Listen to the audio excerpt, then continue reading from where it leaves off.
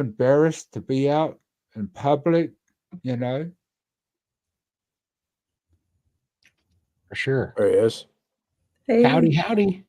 Hey, everybody. How are you guys doing? We're doing awesome. Appreciate you been- hopping on. What are you up to? Oh, just got done stuffing my face with prime rib. Was Oh, that- nice. How was it smoked? I smoked on Big Joe for about 3 hours with cherry wood, and I did a salt, pepper, garlic rub and rosemary, like crushed good? rosemary on it. It was really good. That's awesome. Then I made a horseradish sauce with a little bit of sour cream and cream cheese and mustard and a little Worcestershire in it. And it came out pretty good. That sounds delicious. Yeah, it was Beautiful. great. It's was part of that big prime rib. I did a video. I bought one of those big, like 15.5 pound prime ribs at Costco. They had them for $13.99 a pound, and it was USDA prime beef That is great price. for $19.99 a pound. Yeah, so I spent like $217 on it Yeah. because it was 15.5 pounds. But I got Beauty. 11 steaks and a 4-pound prime rib roast out of it. That's awesome. And that's what I made today. And I did a little recording on my phone. I'm gonna make a video and maybe get that uploaded tonight or tomorrow. That's awesome. I bet Yeah. that is good. That's really one thing I've never smoked a prime rib. Oh yeah, Yeah. it's very simple. It's almost kind of silly how easy it is. Yeah. Oh. Right? Yeah, That's So- awesome. yeah. I Wow. rubbed it down and left it in the fridge overnight, so it could get all happy in its spice rub, and then just smoked it like you'd smoke anything else. That's awesome. How long did you smoke it for? It was 4 pounds, so it needed 3 hours. 3 hours. And it actually got done a little sooner than that. It hit 130-degree internal, and it was, you'll see in the video, it was just a perfect, like, medium to medium rare. A good did it have a good smoke ring? Oh, yeah. Nice. And a nice crust on it. I seared it. I pulled it off and let the fire get up nice and hot. And I lowered the grates down and did a sear for like a Nice. couple minutes aside on it to get a nice crust on it. That's awesome. Yeah.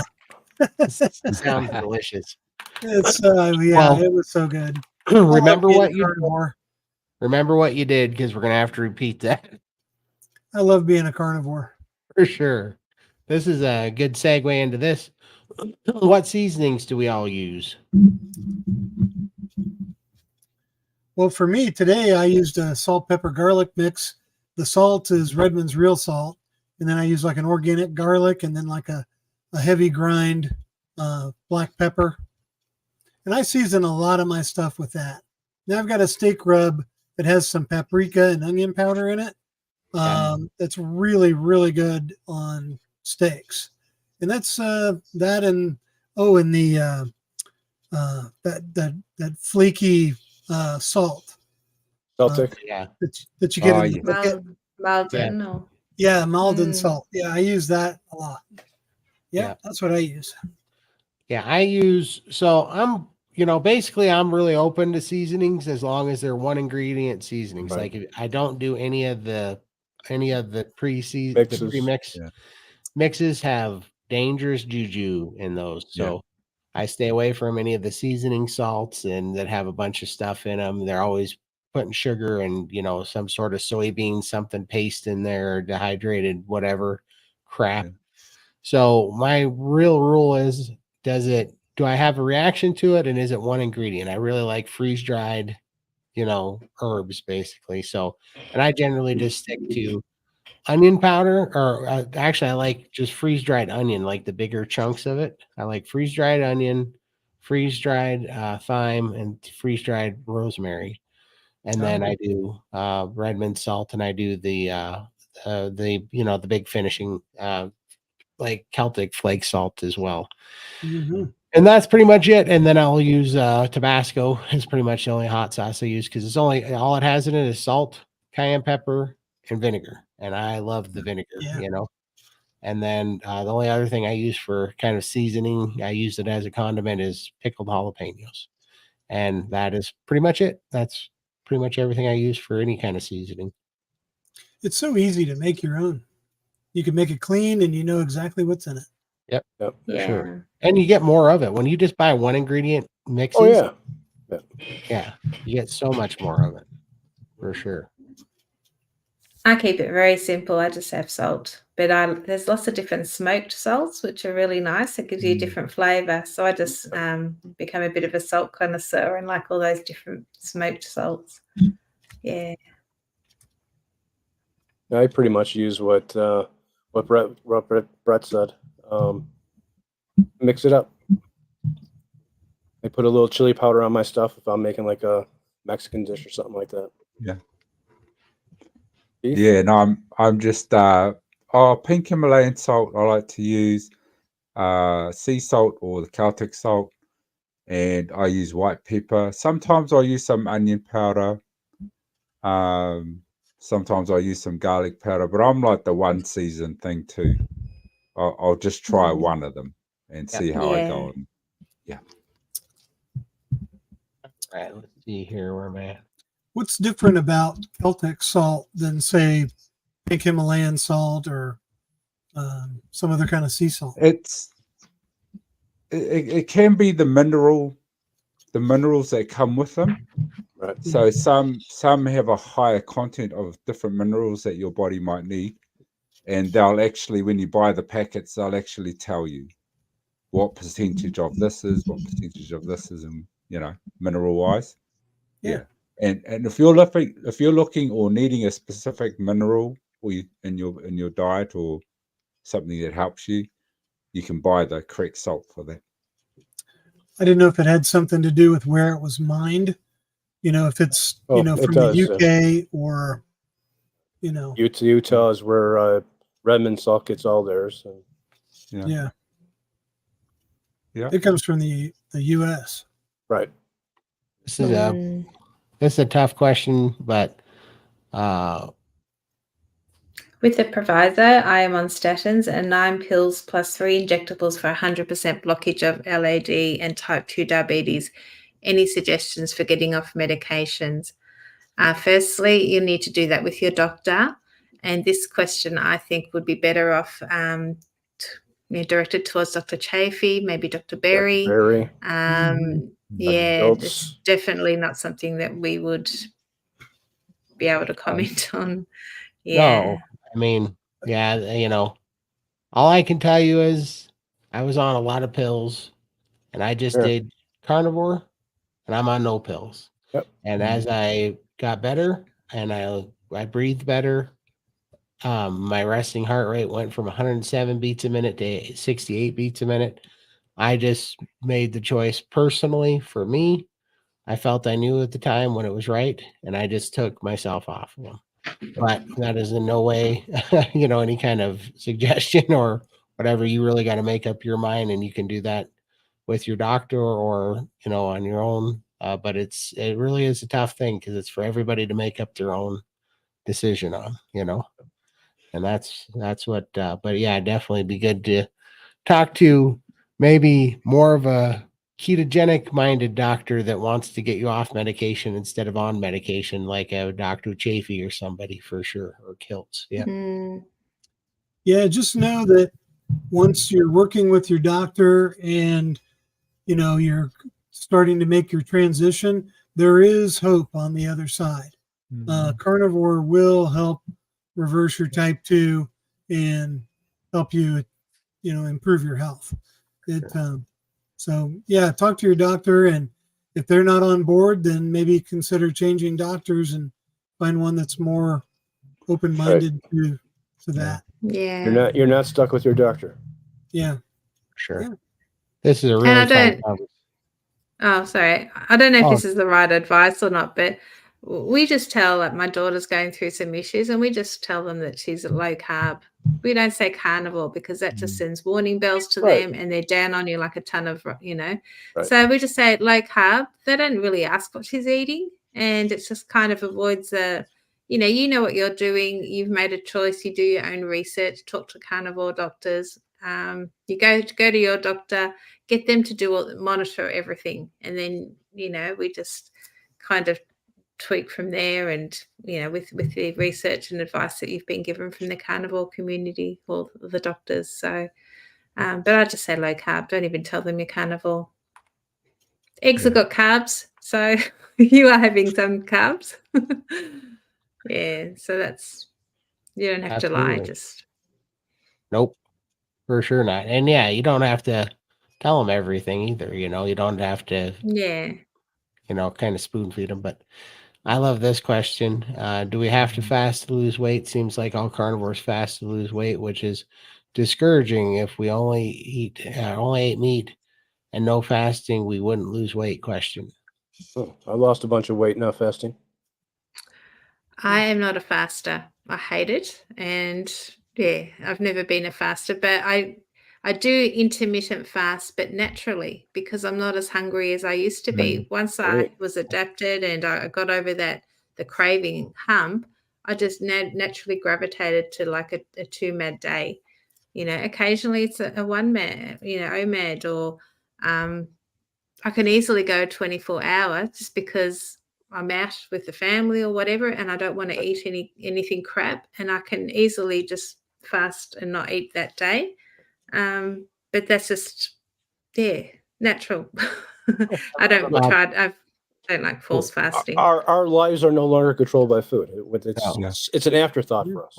Well, that's why I love this question, is because I can feel the anxiety in this question, because she's at a point where not the idea of fasting is miserable, right? Right. Yeah. And so, Lily, that's what's awesome about this is I don't have to fast. I get to fast now. Right. I also don't have to exercise. I get to exercise now. And that's what you have to understand about carnivore, is that we are malnourished, but when we nourish our body and we get we kind of fill in this hole, this deficit, this nutrient deficit, and our body's satiated finally, we have the ability to fast and we have the ability to work out, and so our bodies actually crave it. We want it. Like right now, I'm naturally doing OMADs 1 meal a day, and I'm going into a 5-day fast because I can tell my body wants it. And so it's not about, there's no white knuckle fasting. You don't have to force yourself to do it. When you're ready and your body's satiated and wants it, Like Carnivore Scott says here, sometimes you accidentally fast. Don't forget to eat. Yeah. And that's why I love SPG. Oh, sorry. Go. Yeah, SPG. Then if you're white knuckle fasting, you're doing it wrong. You shouldn't be white knuckling it. You need to be nourished, and then your body's ready to do it. And if it's not ready, it will tell you.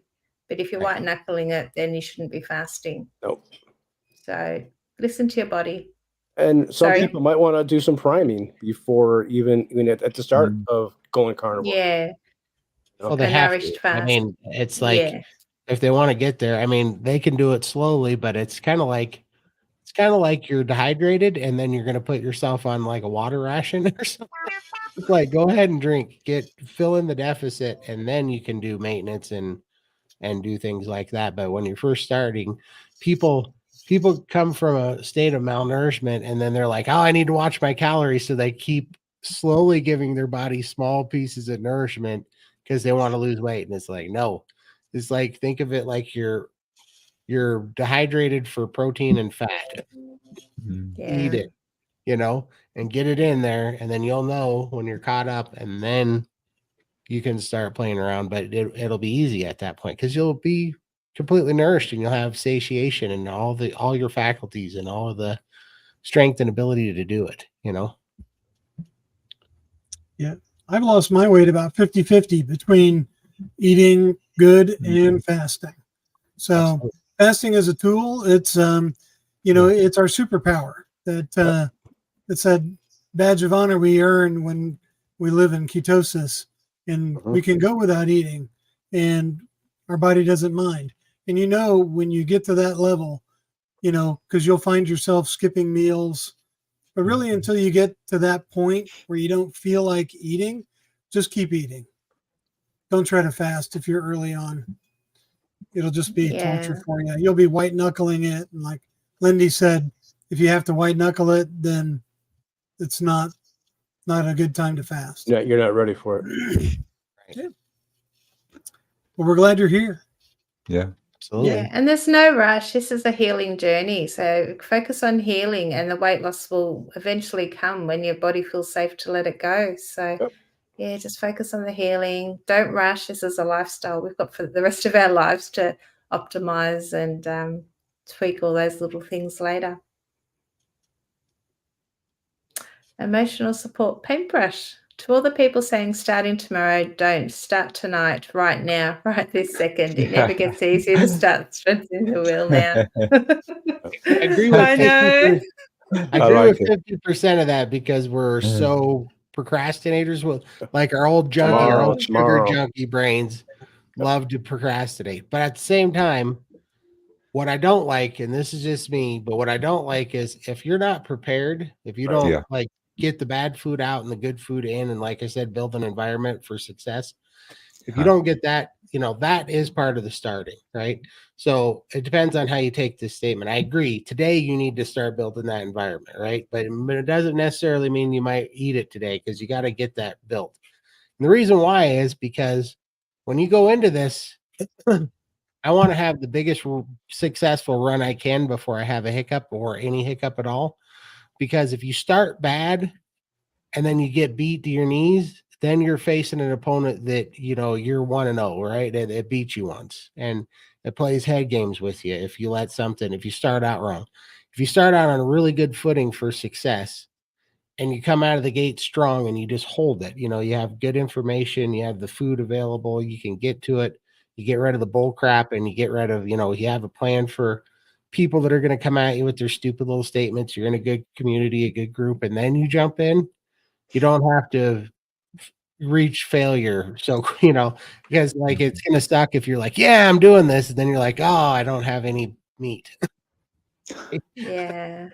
And you're just, you're going to be kind of off your heels real quick. So, but I do agree. Don't procrastinate. You got to get it done, but at least start building the environment, at least start getting the crap out and make a plan today. How I'm getting food tonight, tomorrow, whatever. My next meal is going to be carnivore, and these ones after it, you got to get that put into place, I think.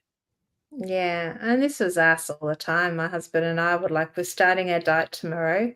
So that night it was like the Last Supper. We ate like Yeah. freaking pigs and snacks, and we just had to make up for it because we're not going to have it after this because tomorrow with the diet starts. Yeah. I don't know how many times we did that because every diet failed within a couple of hours or maybe 2 or 3 days, and we'd be off that diet and you'd just be craving again. So yeah, it just didn't work. But if you're starting tomorrow, don't do what Lindy did and pig out the night before. For sure.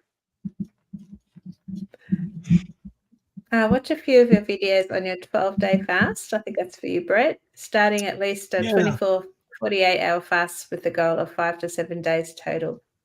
Yeah. 48-hour fast is perfectly fine for anyone to do. Dr. Berry's said it several times. If you wanted to try fasting 24 to 48 hours, have at it. And then just evaluate. And, if you're going to 5 to 7 days total, that's awesome. Just keep your electrolytes up. And for me, and I don't know, what your, deal is, physically, but if I fast for past probably 72, 40, 96 hours and I exercise real hard, I'll get, my blood sugar will like crash. So, I'll have, what do they call it? It's not a blood sugar spike, but, when it falls and you get clammy, and I had that happen to me before. So maybe watch your exercise. But if you can handle it, you can handle it. Some people can. Did you prime before your fast, Brett? I did. How long for? I probably didn't prime as good as I should have because I'd never really done it before. But I went to 3 meals a day for 2 weeks before I started. Yeah. And I just So you tried to did eat more. Yeah. So that was a nourished fast by the sounds of Yeah. it. So that's probably why it was, you were able to do it. Like it's still Yeah. a struggle, but once you get over that hump, it's okay. But yeah. Just know the 48-hour point is usually where people either keep going or they give up. Yeah.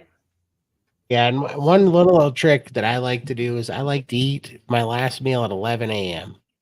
because I start to get hungry after about 12 hours. That's where it really kicks in, the hunger, and that's where the bad part is. So if I eat at 11 a.m., I know I'm going to be in bed and probably asleep, so I'm going to sleep through the worst part of the hunger. And then when you wake up, more into the 17, 16, 17, 18-hour mark of the fast, you're kind of already through the first little hunger spat. You'll have a little one in the morning, but you'll wake up actually pretty satiated because you'll be kind of in fasted ketosis at that point. And then the next one hits me between like the 48 and 72-hour mark. That's where it gets hard again. But usually you just got to fight through that day a little bit. And for me, it's just drinking water. Like you drink some water, stay busy, work out, whatever, just put something else in there. Off of it. Take your mind off of it. It goes away. And once I get past that 72-hour mark, it's like home stretch. Like after that, it doesn't matter, So Hypoglycemia. Thank you, Carnival Oh, Scott. yeah. I was gonna say Yeah, my that's what mom. I experienced was a little hypoglycemia. Yeah. I love this question. Did you do any cleanses to help kickstart the healing too? I've been considering doing something called the duck flower to cleanse out my body for this, but the videos have testimonies are scary too. Well, let me tell you, buddy, if you get your fat ratio right and you're starting carnivore, you're going to be doing some cleansing. It's going to come naturally with extra fat. So I wouldn't worry about doing a cleanse.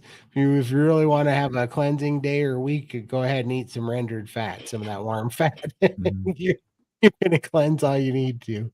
But no, I didn't do a cleanse. Did you guys do one?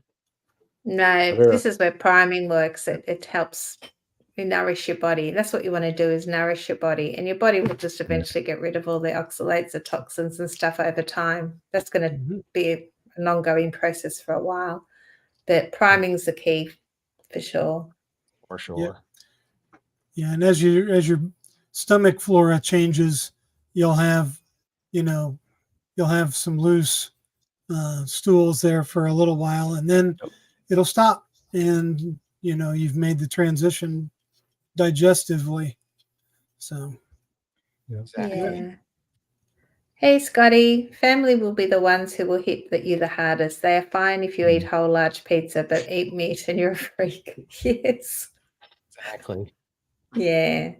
Yeah, it's like, hey, I'm having a sundae on top of a cheesecake for dessert. Does anybody got a problem with that? No, it sounds great. Give me a slice.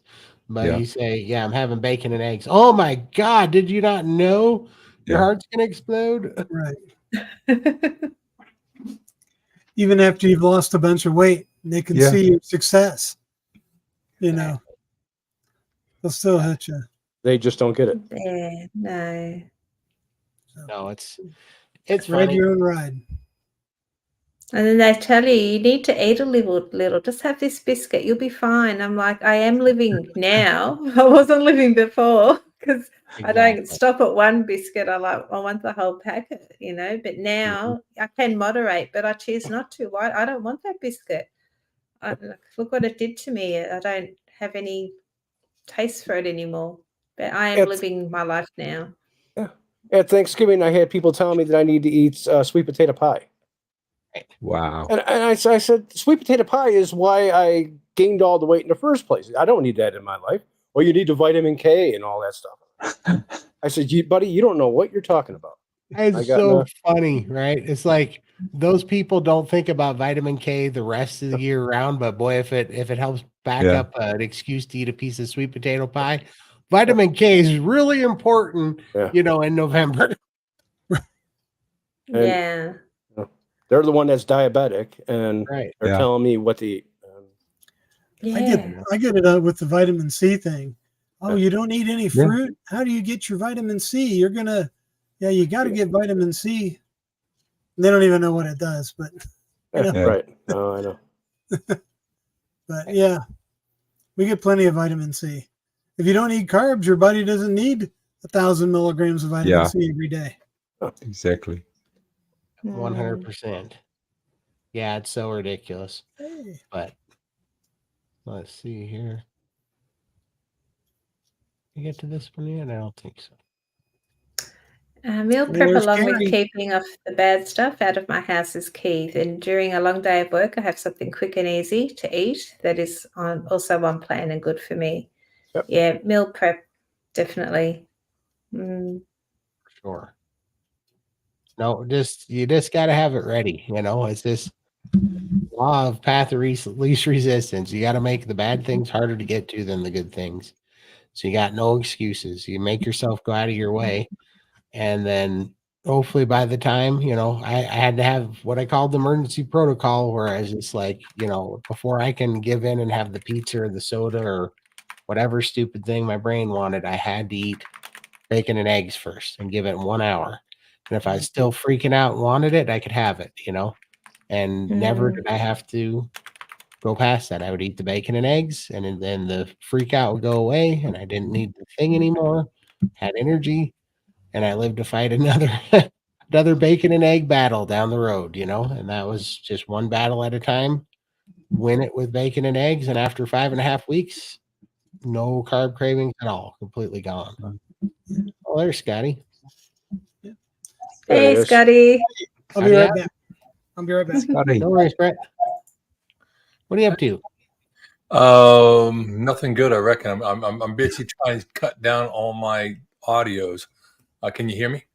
Yeah. Yeah. Okay. Good. I have. You know how when you want to get in the comment section, you get into multiple streams because all comments don't go over. StreamYard could really do a lot to fix that, but the idea is I come in and my audio's up and it's on 3 screens. I'm like, that's more YouTube. That's not StreamYard. It's YouTube's API on how much information they give out per channel. So it's okay. YouTube really doesn't like us doing what we're doing with StreamYard. YouTube wants us all on YouTube. Right. Yeah. Yeah, and Kellogg's wants us all on cereal. Yeah, well.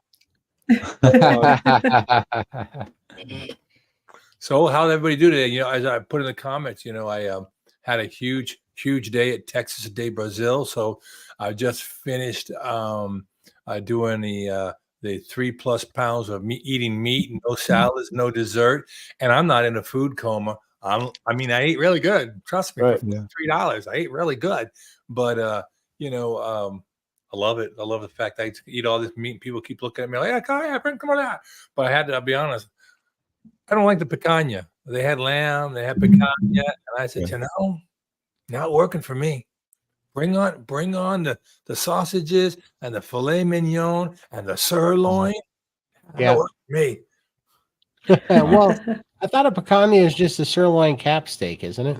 It is, but the way they spice it or the way they cooked it, it's just not been. I'm like, not my thing. Oh, and they had pounds of cooked bacon. There you go. Oh, Wow. Nice. Crispy or soggy? That's the question. Crispy. There you go. Wow. There you go. Crispy for me. Yeah. Speaking of pounds of crisp bacon, Oh, there you go. Wow. That's You're what right. you had to go get. this is my Go-to. carb bacon for spring break next week. There you go. Nice. secret stash there. That should get you through it. 3 pounds cooked. The bacon I made. This is my homemade bacon. I had to get this and show it off to you guys. That's the thing of Nice. beauty right there. Yes. You all Awesome. catch Homestead How and Jen thing last night? I watched a little bit. Yeah, probably about 10 minutes. I had to go out. Well, Jen knows now she's gone a whole week pure carnivore, right? Yes. and Oh. and there's a nice celebration, and she had no idea. At least, yep, there you go, Arlene. It was purse bacon time, right? And she's like, "Purse bacon? What's purse bacon?" And of course, Right. we're all losing our minds trying to get this concept over. And I had to throw in. I remember we went to a hockey game about 3 weeks ago, and my wife brought purse butter. She actually took Wow. a stick of butter, cut it up, and put it into a nice little Tupperware container. And so when I was eating the dry hamburger, no bun, she said, "Would you like some of this?" I was like, "You do love me." She had that stick of butter that I could put on a double meat patty to choke it down. I was like, "Purse bacon, purse butter." And then Brett, yesterday you showed off that bacon. I said, "How much is that? Is going to make it down to carnivore kips?" I don't know. I might have a couple pieces left for you to try. Maybe, maybe not. We'll see how it goes. Don't sweat it. It's not like I missed a single bit of opportunity to eat bacon today when it was on the buffet. Yeah. There you go. Yeah, but this is my bacon. This is the bacon that I make. But back in the day, we used to say people would. I was never one to do it, but I knew a lot of people like to partake in smoking organic cigarettes, and they call it when you took a hit, bogarting somebody's cigarette. Like taking too much. I would never want to bogart your bacon, man. Bacon. There you go. That's bad etiquette. That's bad form. I'll pass you some bacon. Okay. What would be the bacon version of Puff Puff Pass? It would be like Puff the Magic Dragon tasted pretty good. No, I don't know. no. That's an old song, by the way. Puff the Magic Dragon. Anyway, Oh yeah, I remember you that. have to go in Dating your yourself, Scott. So what are you guys? You're going down to the meetup next week? There you go. Yep. 1.5 thumbs straight up. Nice. Are you coming to Hack Your Health, Scott? No, I don't run with that kind of money. Money. Oh, I hope we don't need money. We're all broke. No. I meant that's a drive to get to San Antonio from here. Austin. It's probably about a. Sir, I'm coming from Montana. I'm coming from Australia. But you've got an engineering job and you're an internet sensation. And I'm retired. No, there's no money on YouTube. Yeah. I'm just kidding with you. I'm gonna go down to Carnivore Kips and see what shakes down there. Meet a few people. I've decided, like I said, if I'm coming back into carnivore, I was doing it pretty good last year. Fell off. I didn't fall off the wagon. I left the planet, and now I'm back into it, and I'm going to utilize this beautiful community for more support than I did last time. Mm-hmm. Nice. That's why you all got, most of you, Keith, I haven't hit you up yet, but hang on. But I started my carnivore Facebook page yesterday, and so I'm going to try to plug in some support there. And not try to be an island unto myself, so to speak. And added exercise in this week. Nice. Oh, Four-letter nice. word. Yeah, it Yeah. is. What are you doing? What kind of exercise? Well, I'm going to incorporate a little. Well, eventually, I got to work up to it, but I'm going to do a little bit of HIIT training. I have a really nice cross trainer. And so I can hit that. It's a lovely springtime here, and the pollens have come out to play. And as an asthmatic, I can't be outside too long in that. So do the cross trainer. Get up to. I was watching something that had Dr. Rhonda Patrick and was it DeLauer? I can't remember, but they were talking about HIIT training. But instead of doing the HIIT training like I'd been shown, where you do 40 seconds all out and then 90 seconds recovery phase, they're saying do what you can do for 4 continuous minutes at a pace hard enough that you can't hold a conversation, and then back off of that 4 minutes for as long as you want. 4 to 8 minutes, whatever, and then do it again. And they did that for 2 years with a cohort of 50 something men. And when they did it after 2 years, albeit 2 years, they took 20 years off their heart conditions. They had literally rebuilt the structure of their hearts. And by doing that 4 minute consistent, and then time off in 4 minutes. So I'm going to work up to doing that, and I'm doing a little bit of resistance training with the good old iron dumbbells. And the final part is I'm going to do core exercises by just doing planks. I can do planks. I don't like to do anything else.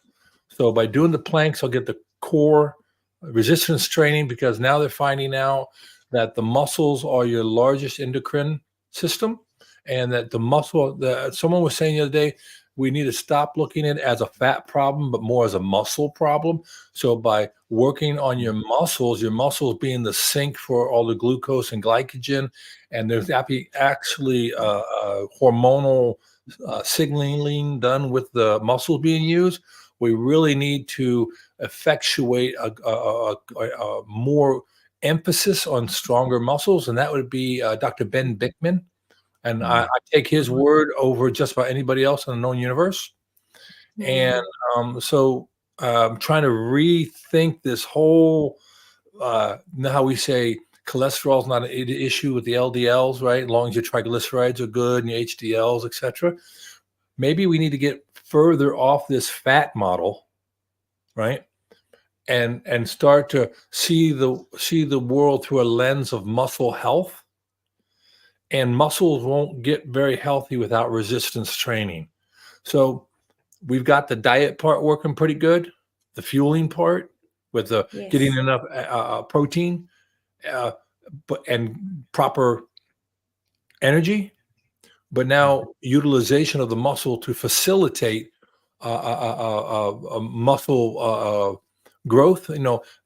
Muscles, bodybuilders who take all the steroids and they get all puffed up and they make the muscle. As soon as they stop taking the steroids, they atrophy. Well, that tells us our atrophied muscles can be revolumized and strengthened. And that's there you go. But then you forget, you're not finishing strong though. You no, you don't. No. But anyway, the whole idea, Lindy, that's what I'm going to do. I'm going to focus on some resistance training, some cardiovascular training, a core, and stretching. Excellent. And and repetition. Like do it more than one time. Yeah, We got a Chiefy was question here. talking about weight training and how if you can get to doing 15 reps of something, and then on your 15th rep, you're exhausted. You're barely pushing out that 15th one. That seems to be kind of a magic number he was talking about. I just heard that they had done some work on muscle volumization, and you can work one muscle or one muscle group up to 50 sets in a week, but you can't do that with two muscle groups. So you pick the one you want. All the rest you do 20 sets in a week. So let's say you're on a single split, Monday, Wednesday, Friday, doing your resistance training. You do your, let's say you do your push muscles one day, you pull muscles the other day. But you find and all of us, our back muscles and our leg muscles are our largest muscle complex. So if we would do the most reps for either one of those two, and then for your shoulders and your calves and everything else, just do a lighter up to 15, maybe 20 sets in a week, but do your volumization on the one set you're working on. So let's say your back muscles or your leg muscles, you'll get much better results over time than trying to work everything 40 times or everything only 20 sets in a week. That's a science. And that would be Dr. Dom D'Agostino. And he is to keto science what Bickman is to fat science. Oh. Sure. Nice. Awesome. You got a question here. Solid advice. Yes. What's priming? What is priming? Who wants to go? You go, Todd. You go, Todd. What the? Yeah, you're awesome, Todd. Yeah, and You're the short. priming king here, man. Well, that's just because I like to eat, so it works out. No, in short, if you're trying to lose weight or whatever, if you've been on the sad American diet for a long time, you've been eating empty calories. They're nutriently deficient calories. You've been eating, just empty carbohydrate calories. And what nobody ever talks about is that, when you go to your doctor and they're telling you how to, watch the calorie in, calorie out thermodynamic hypothesis model, they're just telling you to worry about calories. Well, they're not telling you to worry about nutrition and building blocks and nutrients that your body needs. And that's what we're all deficient in. So you can be like us and be 700 pounds and still be really starving to death. You can be very nutrient deficient. And that's what we were. And it's hard to get through our heads. But so long story short, when you go to carnivore, the reason why it works so well is because you're actually healing your body. And there's a reason when you're eating all that empty carbohydrates and empty sugar, your body's screaming for food all the time because you're also not understanding that your body's screaming for building blocks and you're not eating them.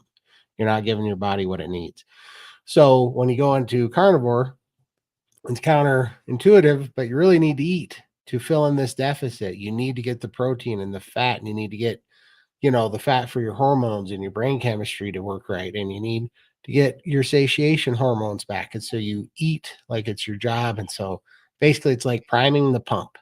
You eat 3 times a day till stuffed, and you do it, and you try to never feel hungry for 2, 3, 4 weeks, whatever it takes for you to basically not feel like you can't eat another thing, and you just hit a wall and you kind of just get satiated, and then you can go into other things, but you're just filling in this nutrient deficit basically before you go on to anything else. So that'll get you through the carb cravings, that'll get you through the headaches and the keto flu, and then that'll get you primed before you fast and you try any of that stuff. And then you can start dialing it down by how much protein you need, how much fat you need, and you can work on your macro balance and stuff like that. But you just feed first and get through it and get your body nutrients, the nutrients it needs, and gets it back up to speed.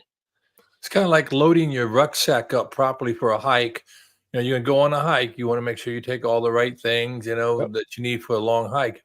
Well, your body is your rucksack, and you can store certain things and certain things you can't store, and you need to be astute to that. And I think one of the biggest things that would go along with priming would be to prime your head, get some information. Like Dr. Berry says, go to YouTube University and try to get some basic understanding of the biochemistry that's going on, because if everybody will tell you need electrolytes, but you really should understand what they are and what they aren't, and just make sure that you're packing for a successful trip.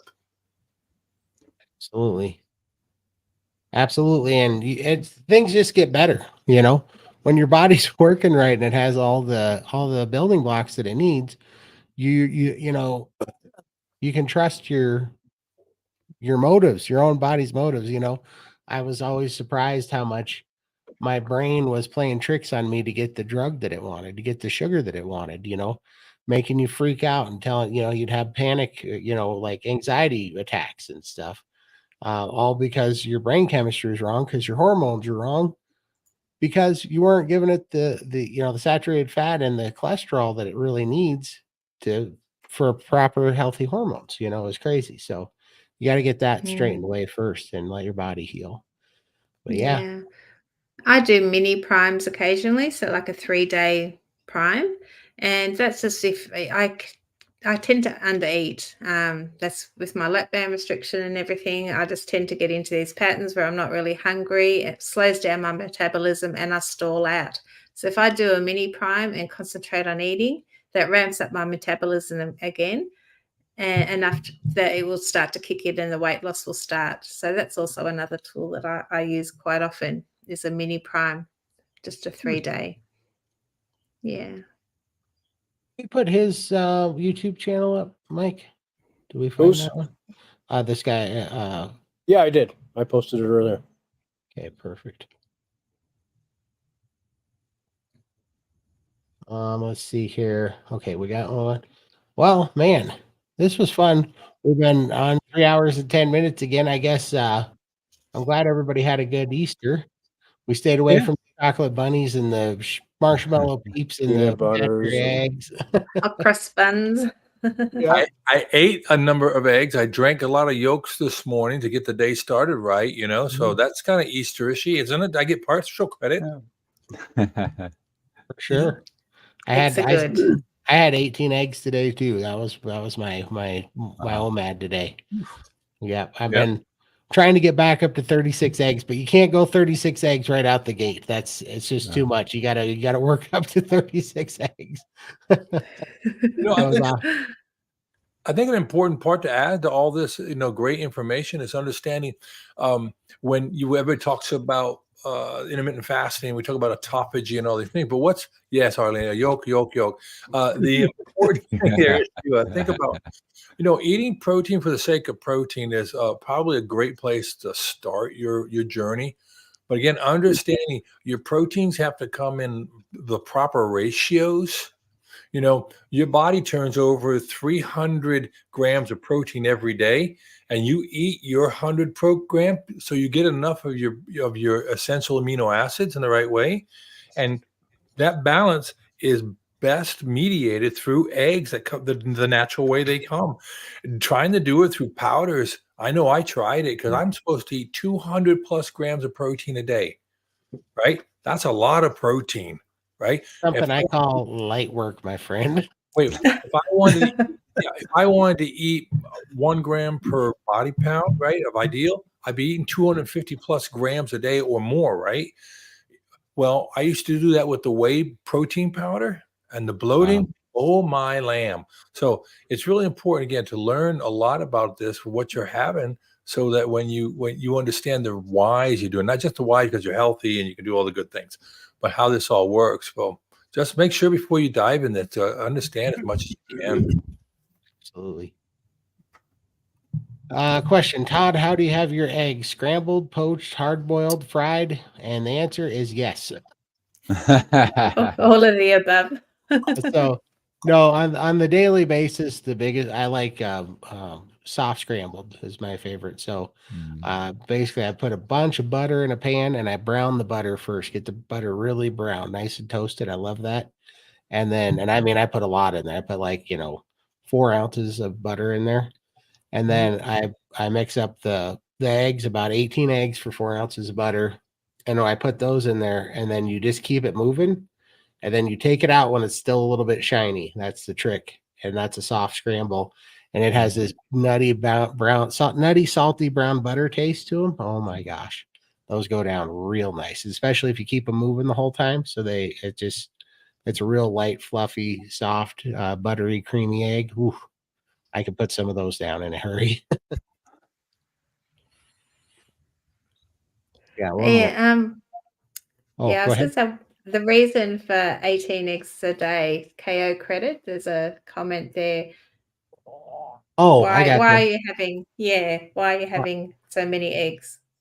I'm trying to get to 36 eggs a day. And the reason why is before I started carnivore, I had very low testosterone. My overall testosterone was 237. I want to see it somewhere between 600 and 900 or even higher.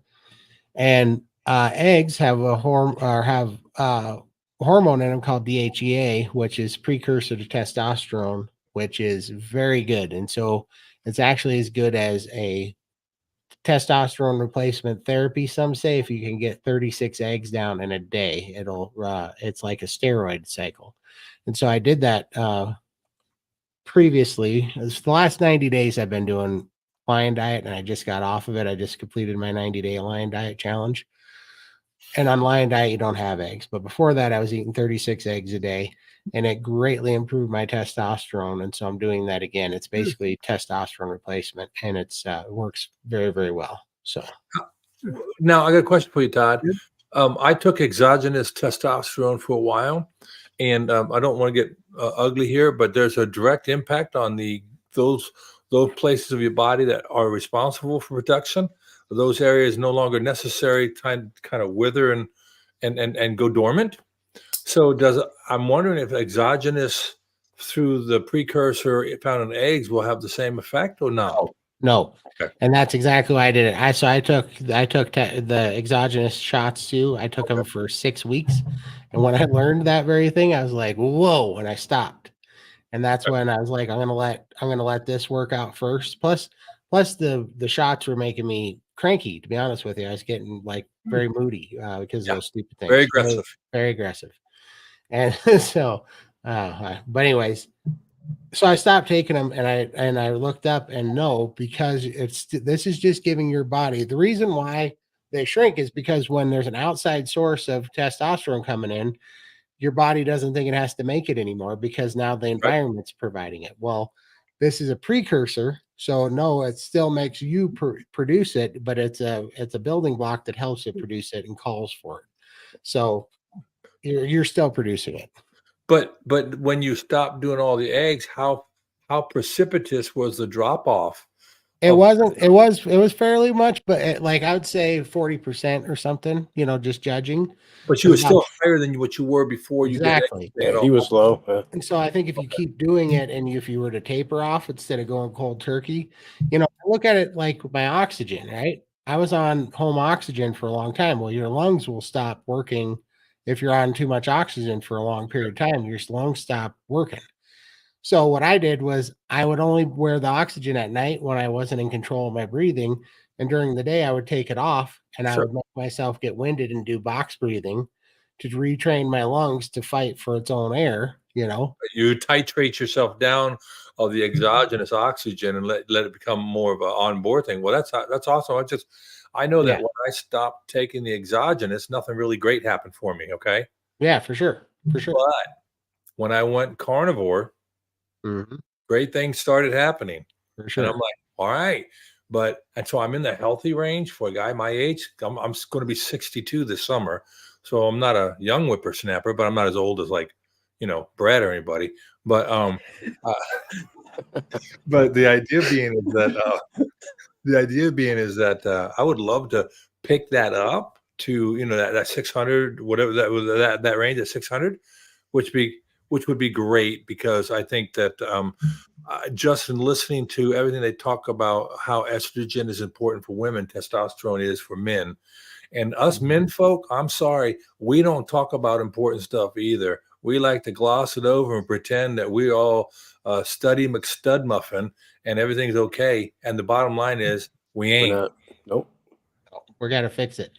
And that was exactly why me and Lindy wanted to start this show. When we were talking, we were like, this is the actual real day-to-day stuff that people like us needed to hear, because we were looking for it when we were both, over 700 pounds, and there wasn't an example like us out there. And so it makes you, it's kind of isolating, because you feel like you're the only one going through this thing and you're too far gone, So we wanted to put examples out there for people like us, because that's what we were desperately looking for, was one person in our range that had made it, and we couldn't find it, and so that's why we both came out to do YouTube for Bill, because he was looking for it, and he was like, I hope this works. And we were like, it does work. And we both didn't even know each other. We wanted to start a channel just to tell Bill, no, this does work. We were exactly where you're at, and so absolutely, you guys are heroes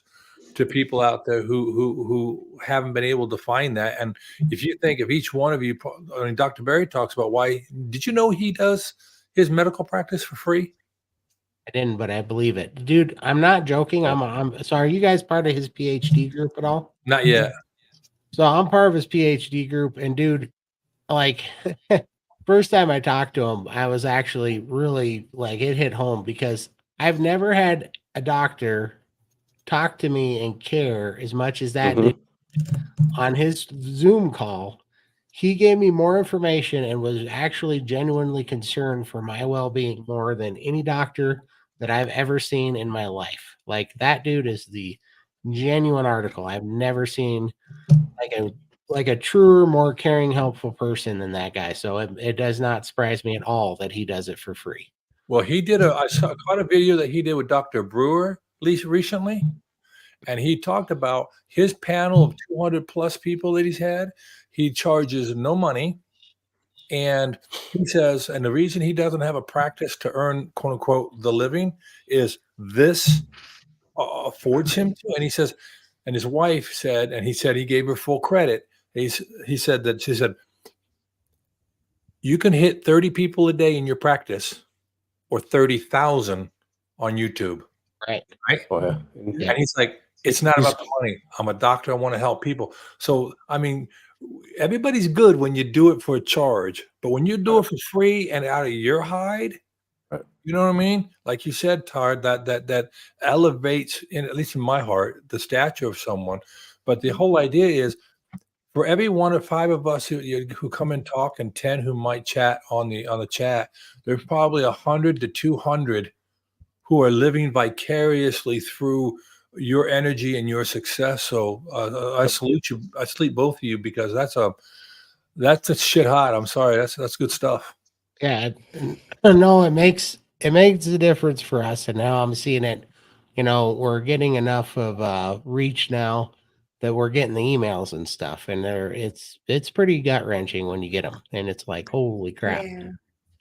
And that's why I'm so happy that there's places like, SBG and stuff where, I don't have all the answers for these people. Everybody's a little bit different, and not everybody's going through the same stuff we're going through.